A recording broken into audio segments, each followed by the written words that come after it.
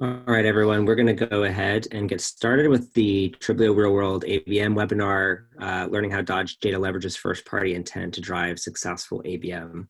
Thank you all for joining today. But housekeeping, we do have the Zoom webinar going with Q&A. So if you have any questions, use the Q&A function to post those, and we will try to make time for that at the end of today's session. In terms of agenda for today, we're going to begin with some introductions and online survey, and then go through the actual case studies and content we have around ABM and intent data, both how it's being used now and where we see the combination of these technologies and strategies going in the future. And then, as I said, have some time for Q&A at the end. A little about me, for those of you we haven't had the chance to meet yet. My name is Andrew Mahr. I'm the Chief Customer Officer at Triblio. I was born in Monterey, California, so just south of San Francisco at what used to be a military base there, Fort Ord. But as an Army brat, moved around quite a bit, now live in the DC area, and that's as close to home as anything is. Growing up, I was expecting for many years to go into law school. That's where I told everyone I was going and what I'd be doing. But at the same time, would spend all of my free time learning how to code, reading about tech companies. And so somewhere close to my senior year, I made a decision to at least give the tech world a try for a few years before locking into law school. It did that and haven't looked back. And so I said, I've been in tech for a while now and at Triblio for over 4 years. And at this point, I've seen well over 100 ABM program launches and have worked with all of our customers since we got started, helping them to launch their ABM programs, scale them, and learn about how to build on the results that they're getting. All the insights that we're going to be sharing today come from the award-winning teams that we get to work with. We've been working with ABM practitioners from the beginning since this trend really took off, and have gotten to learn from some really excellent practitioners, providing the technology and some of the guidance they need to succeed, but really learning from them in terms of strategies and creative ideas for account-based marketing that we're able to now share with you today. For those of you who aren't familiar with ABM or with Triblio just as a company yet, I'll have just one slide talking about the solution that we provide. So Triblio is an account-based marketing platform. At the heart of our platform is an orchestration engine that allows us to control the channels that you're using for your program, doing targeting, and then also measuring how accounts are responding, using things like engagement, fit, and intent, and understand which of those accounts you should be going after more. And on our platform, there are 3 specific channels that we enable: account-based advertising, so showing display ads to prospects at your best accounts; website personalization, where we change out the messaging and online experience that someone has while they're exploring your solutions on your website, giving them content that's appropriate for the segment, the account they're in, where they're at in the buyer's journey. And then finally, sales activation, where we're giving your team the right content to use, the right triggers to have success converting accounts into pipeline. Amidst all of that, we are connected into all the parts of the marketing and sales tech stack that you'd expect. So all the big CRMs, marketing automation, analytics suites, as well as the systems that sales operates out of to participate in account-based marketing programs. So before getting into the heart of today's content, I do want to spend just a moment talking about why account-based marketing, how we got here, and why this strategy has become so important. And it really starts with the question of how are marketers, B2B marketers today, going to deliver real revenue impact? How are they able to drive results for their companies? And for the last 10 years or so, the heart of that answer has been by driving leads through the funnel into MQLs. And that's the revolution at scale that companies like Eloqua and Marketo were able to bring about, where the more leads you could bring in, those could be nurtured, qualified, and then handed off to sales. But most marketers have been doing this now for a while, are beginning to experience the same type of plateauing of results that the CMO was talking about at Serious Decisions a few years ago, when she said the status quo of playing the volume game is a no-win situation. And whether you're looking at that in terms of data or just listening to what your sales team is saying to you about the quality of MQLs, most of us who've been doing B2B marketing understand that you can't just drive up the number of MQLs forever without beginning to also drive down the quality. And there's some built-in limitations of traditional lead gen that are really driving us toward account-based marketing. It's not just the stories that sales is telling us. The first one is that we know from the data that traditional lead gen does not do very much to influence the most valuable deals in the pipeline, which of course marketers would love to be influencing and even sourcing. This is information from the Bridge Group, who studies B2B sales development. And what they're seeing in the data is that when it comes to very small deals under 5K over here on the left, marketing is able to source about 50% of the deals that are in the sales pipeline. But as that ASP goes up and you're looking at $100,000 deals, what's taking up the sourcing? It's outbound sales development, SDRs, BDRs, whatever you call them in your org. So marketing wants to be able to get some of that share back, to be influencing those largest deals, not to be marginalized as only influencing the smallest ones. The second thing that's a limitation of traditional lead gen is that based on sales acceptance rates, MQLs are fundamentally a low quality output. So this is self-reported data from a number of either analysts or vendors who work with B2B marketers and have published how many of their customers or people they work with, how many of their MQLs are actually turning into opportunities. And you can see the rates are really low, from Aberdeen at 32% all the way down to Topo at 12%, giving us less than 1 in 4 on average. So that is not how marketing wants to be spending their time on things that over 3/4 of the time aren't making it into pipeline. So we need to know how to overcome that. The third and final limitation of traditional lead gen that we can't get around is that prospects have learned to avoid these systems when they can. All of us have seen people filling out forms to get a webinar or a video saying that they're Bill Gates at Microsoft or Mickey Mouse at Disney World, just putting in fake contact information or avoiding forms altogether. I know I'm guilty of this behaviors too. And so if you want to be able to reach the best leads, you can't rely on them opting into your funnel and raising their hand early in that buying process. They will late, but not early. The data that we've looked at across our own customer base says that in 45% of cases, an account is going to wait more than 90 days before they self-identify and ask to talk to sales. And those are the ones that become opportunities. So as marketers, we need to overcome these limitations. And that's what account-based marketing allows us to do. Measurably impact the most valuable deals in the pipeline, engage the most influential people and accounts in your market, and reach and influence large buying groups before the form fill or even without the form fill entirely. So having kind of set the context there for why account-based marketing, let me start with why use intent data with ABM specifically. So for those of you who started an account-based marketing program before or inherited one that you've had to refresh, you know that task number 1 is account selection. After you have your goals set, of course, you need to understand which accounts you're going to be going after. And a lot of programs are broken at doing it by saying, okay, well, these are going to be our large accounts, the top 10, 15, 20. Then we have named accounts, which might be hundreds or even some thousands that you're doing some outbound efforts after. And then industry ABM, where it's more of a focused approach to inbound demand generation. But after you have those accounts selected, you're then very quickly come up against challenge number 2, which is prioritization. Once you have your accounts neatly fitted into these structures, into your tiers, how do you actually decide, well, who are we going to go after this quarter? Who's at the top of the list? And that's a challenge because, again, buyers are delaying form fills or avoiding them entirely. So you can't just use data from your own CRM as a reliable guide for who you should be prioritizing. You have information like how large the account is and how much they might be able to spend with you. And that influences that tiering exercise that we looked at on the last slide. But you still don't know which of them you actually have some attention from right now. And who might actually be in the midst of a buying cycle. Again, in our research, 45% of prospects are waiting at least 90 days to actually make contact with the vendor. So to be able to prioritize accounts effectively in your ABM program, you need to rely on something else besides that first party data.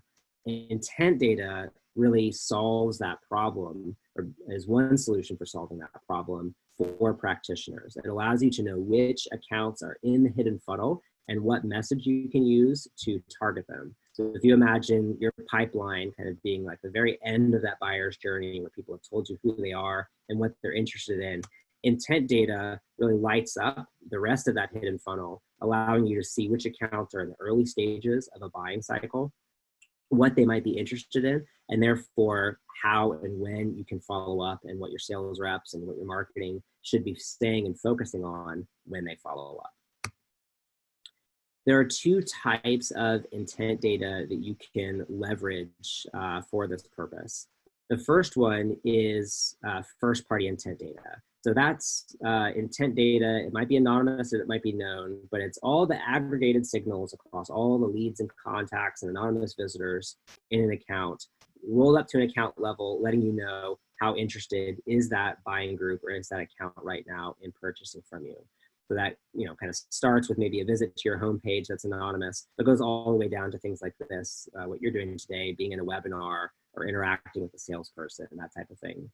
The other type of data is third-party data. So this is data that's licensed from publishers, people who own other content, and can tell you that an account was watching a video in your category or maybe about a competitor of yours, has visited an industry publication, or are doing other research that indicates they're in market for what it is you sell.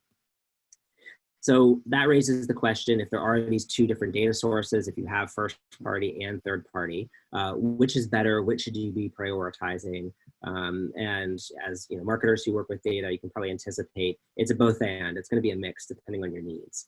So first party intent data has the pro of being highly reliable. You know that people are interested in your category or solution pretty well because they're showing first party engagement with you. They're spending time to actually arrive at your website or read your content. The downside, of course, is that it's very limited. In that funnel graphic we showed earlier, it's really just that very bottom portion, but that only represents a small sliver of the total market and all the people who are thinking about getting a solution like yours in the next 12 months. Third-party intent data flips that paradigm on its head. The data can be much more extensive, so that's what it has going in its favor. You can see accounts that aren't in your CRM yet. You can see accounts that haven't necessarily talked to you yet, had a conversation or filled out a form.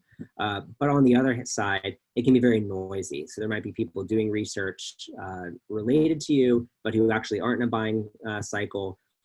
So while it does give you a lot of data to work with, it takes much more interpretation to understand not just what the data means, but what truly is the right next action to be taking and whose responsibility is that. So having covered why use intent data with account-based marketing, we're going to go through a couple of case studies, and I'm going to hand things off to Hasaan, a customer we've gotten to work with for a few years here, to go through the first of these. So Hasaan, thanks for joining, and just let me know when I can advance the slides for you. All right, sounds good. Hello, everybody. My name is Hasaan Brown. I am a performance marketing director at DodgeData and Analytics. I oversee SEO, paid media, e-commerce, and account-based marketing. I have an entrepreneurial history. I've been in digital marketing since the start of the .com era. I feel really old, but yeah, I've really got about 25 years of experience, and I've watched digital marketing evolve over time. Which, like, being here today and looking back to where I was working with a platform like Triblio was like amazing just to see where we're at these days.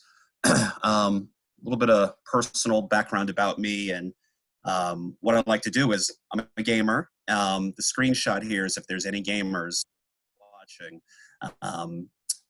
This is Red Dead Redemption 2. It's a screenshot. Great way for me to unwind. Open world Western action adventure game. Especially now that we're pretty much quarantined and I've got a wife, 2 kids, 2 in-laws. Putting over the ear headphones like I have one now allows me to escape. So big gamer. And then also love to fish. And now that it's spring, A nice day today here in Jersey. Sunday is going to be a nice day. Social distancing works out perfect for me because I can go out to the lake, keep my distance, and just chill out. And when I'm not fishing, again, it's springtime, perfect time, tending to my garden, so getting that started. So huge gardener. It suits me well because gardening is like optimization. You're always trying to like perfect your plants, and digital marketing, it's what we're always trying to do. So anyway, we can move to the next slide, Andrew. So to tell you a little bit more about Dodge, we sell construction data to all segments in the construction marketplace. People who create products for buildings, building product manufacturers, architects, engineers, contractors, construction service providers. I mean, we have a huge audience because we touch we touch a lot of people. And having so many segments and sub-segments, it makes Triblio just a great fit for us. And so basically, we sell construction intelligence, and it helps our customers identify business opportunities to help drive growth. All right, next slide, Andrew. All right, so our situation, Andrew had talked about prioritization, and that's one of the first things that I dove into. And one of the reasons why we ended up getting the Triblio platform is because we have tens of thousands of enterprise large size accounts to choose from. And so, one of the issues that we have within Dodge is with all these accounts, but so many salespeople, what should marketing and sales focus on? All right, so go to the next slide, Andrew.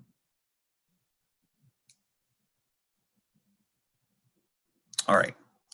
This is where, as Andrew was speaking about first-party intent data, this is one area where we leveraged it. Okay, fantastic tool to have. So basically, with the first-party intent data, we're looking at what people are doing on the Dodge website, our paid media landing pages, our email landing pages, all of our properties. We have several properties. Now, keep in mind, the marketing machine is working. We're working targeting people. Like I said, tens of thousands of people. And we're using paid media. We're using Google, Bing, LinkedIn, Facebook. We're using display ads. We're using email marketing. Our SEO works quite well for driving traffic to our web properties. There's a lot going on, especially we're like the leader in terms of, construction, data, news, and so on and so forth. Construction and the economy and all that kind of good stuff. So we do business with a lot of people, generate a lot of traffic. So with all that marketing working for us and us being a known brand, the question is, who do we focus on? And as Andrew kind of mentioned previously, larger businesses like, in our industry, Caterpillar is one industry, huge, and some of these huge general contractors. These huge businesses are less likely to submit forms to take a demo, especially kind of earlier in the process. It's very hard to get hand raisers. The really small guys, the one or two team contractors, it's easy to get those guys to fill out a form, but those are small contracts. Obviously, we want the big 5- and 6-figure contracts. And so getting those accounts, it's difficult to get them to raise their hand. So looking at that first party intent data, I'm paying very special attention to the anonymous audience, looking at what people are doing, like I said, on our paid media landing pages, our website, email marketing landing pages. And using Triblio, I can see if a particular account is, for example, maybe engaging with our products pages or service pages, which, are really talking about the benefits and the solutions and so on and so forth. Maybe even people looking at our leadership at the same time. So they're looking at a product, they're looking at leadership. That to me is a signal. It's a buying signal. Or they're doing some research. I see some intent there. Now, On the flip side, I'll pay less attention to accounts that might be looking at our careers page. Obviously, probably not who we want to be targeting. A little bit less attention on people who are looking at our construction news or thought leadership. Oh, I'm sorry. Well, yeah, and our thought leadership, looking at, so we have a lot of content. A lot of people just like to consume content. Now, I'm not saying that those pages aren't without value, but they may not be ready for active engagement, and perhaps I'll build a campaign for those people to be more a part of the nurturing program. But again, you're looking at products and services, you're heavily engaged, and on top of that, you're seeing a number of people from one account. You might be seeing 6 or 7 or 8 people, and you're like, okay, there's an audience that's paying very close attention to our products and services. So at that point, that's when I'm going to turn my attention to them. That's when it's like, now we've got to start getting some targeted messaging out to them. So again, if they're looking at a specific product or service, that account gets targeted. It gets targeted with Triblio display ads. These ads will be personalized in their copy for the product or service they're looking at. I may also use the account name in the ad. I'll target them on LinkedIn with in-mail ads. I'll use text ads. I'll use the sponsored ads. And one thing that I found is like they really love video ads. So if they're looking at Dodge product X, we have a video that talks about it. A lot of video consumption, great education. Start to help warm these people up, okay? And last but not least, the Triblio Web Takeovers, where if somebody comes to our site, construction.com, we can personalize the homepage or other pages for them. Works quite well. We see a lot of engagement when we use Triblio Web Takeovers. And, you know, basically we're getting this personalized message out to all of these people. And then also we can even take it a whole other step further, is that we can pull data out of our database, the data that we'll be selling them, and we can kind of like put some information in there that's very specific to them. So for example, if you're looking at this current slide, you can see that we had a company that we were going after, BuyAmp. We had given them $25 Starbucks gift card offer, plus a free consultation, plus we're talking about the fact that we can show them projects that involve digital processors, because that's what they focus on. We talk about specifications and that whole process and give them specific information regarding specifications. And then also we talk about their competitors. So we're using this and we're getting a message, a very personalized message to people who are showing interest. We're showing some value, and we're warming people up in this process. And it's not just a generic display ad, we're talking to them. And that works extremely well. So in addition, when I'm using Triblio and LinkedIn to target these people, I'm expanding my audience of that account, because my first party intent data may have shown that, again, there's 6 or 8 people who are looking at this.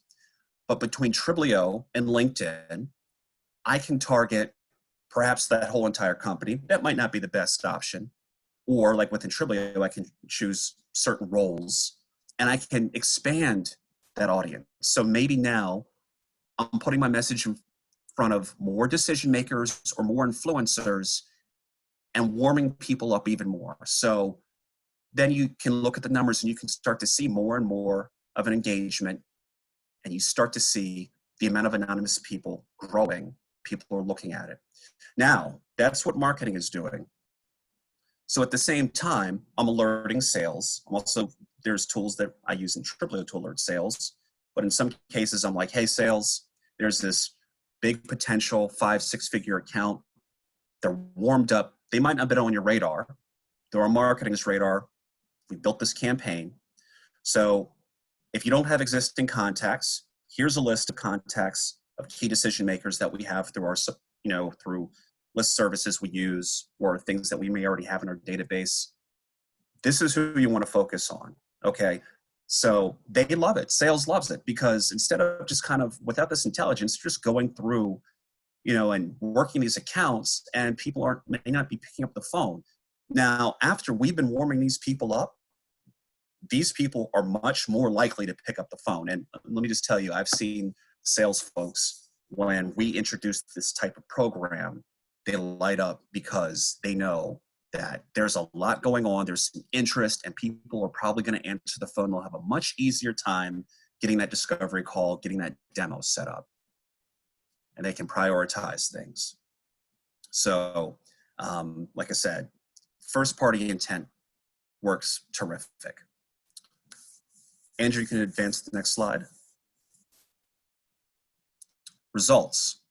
So the other thing is, obviously, with all that I spoke about in the previous slide, you know, as people are running the marketing programs and obviously sales, we want to see results, how this works.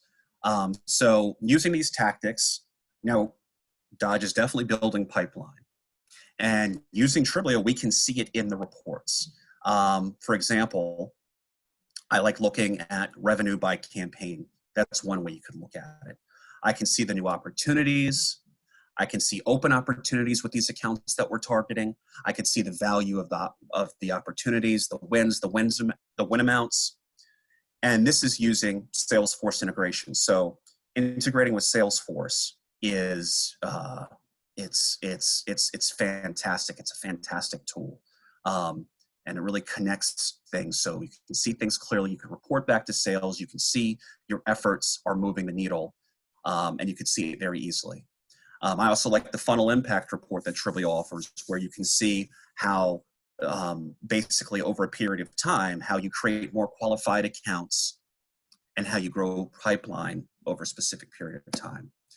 And then finally, there's a great plugin, which I really like to look at with Salesforce, where go into Salesforce, you could look at any given account, and then you could take a look and you could see the type of activity that's taking place with an account based upon your marketing efforts. So like, I'm just huge into data. I like to look at reports. I like to see what's working, what's not, optimizing. I mean, that's all I do. I mean, looking at data, optimizing, building new campaigns. And, oh, and then also there's the integration with Google Analytics. And if you're a data nerd, great stuff. Like, you can find so many insights, new campaigns that could be created, lots of learnings when you integrate with Google Analytics. So anyway, there's lots of ways to look at your results and to dig into the data using Triblio. All right, next slide. So as I mentioned earlier, you know, I talked about segmentation, personalization. Again, these are additional use cases where, again, it's important because with construction, many different audiences. You know, you could have subcontractors, you got roofers, you got HVAC people, you got drywallers. You can personalize your messaging and your marketing for each audience rather than just generalizing message. Like, I could just be like, oh, interested in Dodge, we can help you find and win new business, and just do a generic message. But wouldn't it be better if I spoke to the actual audiences? I spoke to the roofers, messaging for the roofers, for the plumbers. As an example, here I have a display ad on the left and I have an audience on the right. We had a campaign where we had a product offering that was basically for certain segments, not every segment in the construction industry. On the right, you can see basically these are building product manufacturers that sold hot water heaters, HVAC fans, lockers, skylights, whatever have you, faucets.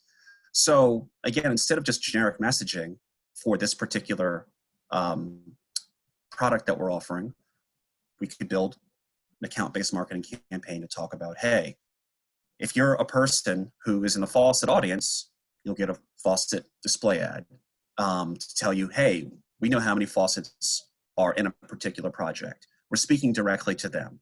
So again, an example of segmentation and how we can create a segmented messaging based upon our audience and not just doing just a generic message to catch all. And that works very well. And then also, not just using display ads, but at the same time, we have the ability to do web takeovers where we can, again, you come to construction.com, we could have a specific message to the faucet people, to the hand dryer people, to the hot water heaters people. And again, obviously, when it's going to resonate with somebody more than just having a generic message. So, yeah, I mean, basically, Triblio, it's fantastic. I love it. And even in this current time that we're dealing with, like, I always find a use for it. It's like, it's good for, especially if you're creative. Like, for example, right now, with this COVID situation, sales are a little slow. And I'm like, okay, what can I do? What can I whip up? What can I do quickly for sales? So one thing that I've done is, instead of having to build a complex campaign, I've just created lists based upon first-party data to send over to sales for some prospecting. I might follow up and build some more complex campaigns behind them, but I'm just taking some very basic data out of Triblio, the first-party intent, looking at it, passing it over to sales and say, hey, if you guys need, here's some additional opportunities we might be able to jump on. Let's do it now. Let's do it quickly. So, like, I'm always finding new uses. It's a very, very, very useful tool. So anyway, very powerful, lots to do with it. And if you're a marketing nerd, it's like, I'm all about Triblio. And while we're just using first-party intent data now, we are soon about to expand into third-party intent data, and it's going to make it even more powerful. So that's going to be coming soon. I'm looking very forward to that. So I think that's it for me. Great, thanks, Hasaan, telling us the stories. And again, you can tell he's been in the platform for a few years now, with the amount of exploration he's done into different use cases, and it's kind of stretching things and being able to be creative, like he said, in these times when parameters are changing, with being able to adapt and still set sales up for success is great. The last thing I want to cover has to do with the future of intent utilization in ABM. There's that quote that the future is already here, it just isn't evenly distributed. I think that's definitely the case with intent data in account-based marketing. The way that everyone's going to be doing it in a few years, we do think that there are leading edge practitioners. And I'll give you just a few examples of how that's working, and hopefully help you to get a jump on doing so yourself. So the first thing I want to talk about with the future of intent in ABM is that it's going to be orchestrated. And when I refer to orchestration, what that means is delivering a consistent buying experience across all of your marketing and sales channels. So we saw earlier, examples where someone might be using advertising, someone might be using email, but being able to tie all those things together so that those pre-funneled, those hidden funnel accounts are not just seeing an ad, but hearing from you on multiple channels at once is definitely where things are going. To show you what this looks like, I want to tell you about a customer of ours, Veristore. They're an IT solutions provider, large named account list that they want to be reaching out to, several thousand, and more than 15 different solutions. So if you imagine the complexity of what their sales team is dealing with on a day-to-day basis, there are thousands of accounts, over a dozen messages. So understanding the right account to reach out to and the right message in that account is highly complex. And they needed to not just get that right with sales, but to get that right with their marketing programs also. So they had the goal of engaging any account that was on their target account list, those named accounts, early in the buying cycle, but not just to be doing batch and blast and hitting them all with one generic message about who Veristore is, but to be doing that with relevant content, relevant to that early stage of the buying process. So their approach looked like this. They took a mix of both first-party and third-party intent data and used that to rank all of their accounts on an ongoing basis. So they knew, of the thousands of accounts that they were targeting, which were the top, very, very top accounts, and what specific message each of those accounts was going to be interested in if they happened to reach out. And then based on that, they would send ads to the right people at those accounts. So if you can imagine their top 100 accounts in a given week, they might have had a few dozen that were interested in a DevOps deployment and a few other dozen who were interested in cloud backup solutions. Each of those accounts would have been seeing ads relevant to those specific solutions that they were showing interest in, not just generic messaging about who Veristore was. And if those accounts happened to respond either to the ads or to any other marketing they were exposed to, that personalized experience would continue on the website. So the ads, of course, would go to a relevant landing page, but just as, and probably even more importantly, if people saw those ads and then ignored them, but decided to Google for Veristore or type in veristore.com directly, when they went to the homepage, they were greeted with messaging and creative that matched the ads they'd been seeing. So they didn't move from a very generic message. They didn't move from a very targeted message on one channel to a very generic message on the other. It stayed highly targeted and specific, no matter how they chose to engage with Veristore in their buyer's journey.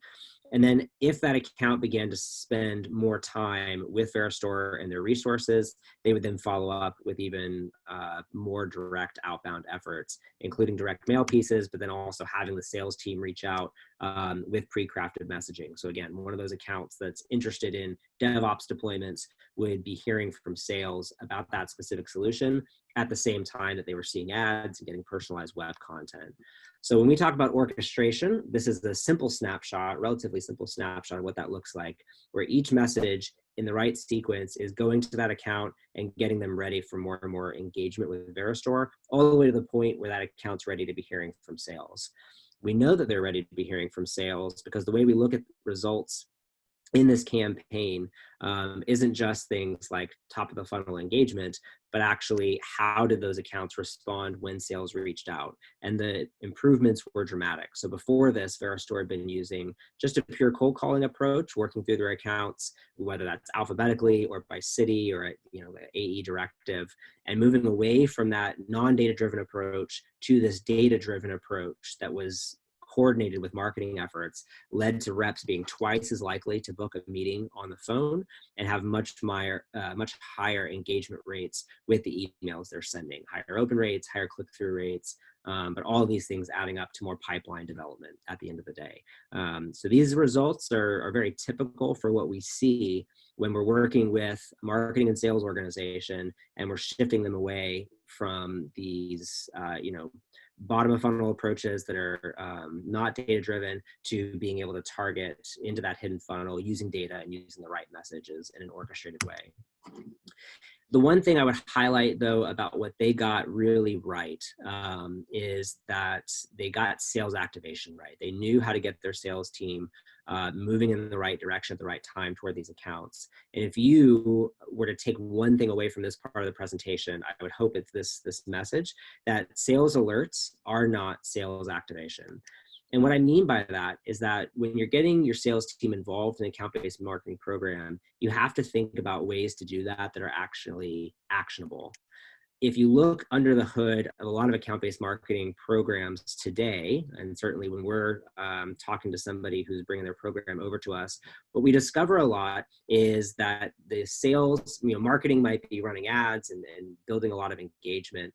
But what sales experiences is some version of what you see on the screen here. They'll get a message saying, hey, Mr. Rep, Acme was on our website. You should follow up. And that might be delivered on Slack or an email or a Salesforce task.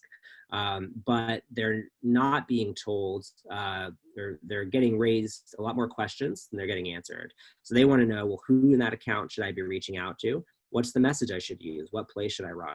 Is there any, if I'm going to feature some content when I reach out, what content should that be? And we think that answering those questions is what sales activation is truly about. And that's what Veristore was doing effectively. I can't get too in the weeds on what customers are doing with this without giving away all the kind of details of their strategy. So I'll actually show you what Triblio is doing in terms of our overall patterns for how we're activating the sales team. So our process starts in a very similar way to Veristore's, where we have a large target account list. There's an ICP we work within. And on a weekly basis, we need to prioritize accounts for our sales reps to be reaching out to. So the first thing we'll do is using intent data, sort these accounts into playbooks. So we have accounts that are talking or researching competitors of ours. We have accounts that are actually looking at specific use cases, like intent data or advertising that we might be running campaigns for that quarter.